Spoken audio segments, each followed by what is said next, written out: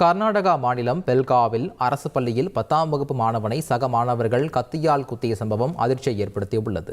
பாதிக்கப்பட்ட மாணவன் பிரதீப்பை 3 மாணவர்கள் தங்களது ஸ்கூல் பேக்கையும் சுமந்து வர கேட்டுள்ளனர்.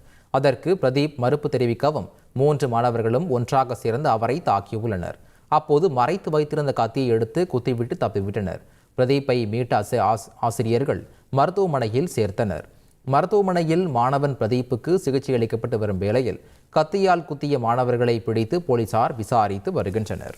கர்நாடகாவில் புத்தாண்டை முன்னிட்டு ஒரே நாளில் 250 கோடி ரூபாய்க்கு மதுபானம் விற்பனையாகியுள்ளன. கர்நாடகாவில் புத்தாண்டு கொண்டாட்டங்களை முன்னிட்டு மது விற்பனை அதிகமாக நடைபெற்றதாக கூறப்படுகிறது. இந்நிலையில் கடந்த ஒரு நாளில் சுமார் 250 கோடி ரூபாய் மதிப்பில் 69 லட்சம் லிட்டர் மதுபானம் விற்பனையானதாக தகவல் வெளியாகியுள்ளது. கடந்த 2023ஆம் ஆண்டு டிசம்பர் 31ஆம் தேதி 193 கோடி ரூபாய்க்கு மட்டுமே விற்பனையான நிலையில் நடப்பாண்டில் மேலும் கூடுதலாக 57 கோடி ரூபாய்க்கு மதுபானம் விற்பனையாகி கடால் துறைக்கு வருவாய் அதிகரித்துள்ளது.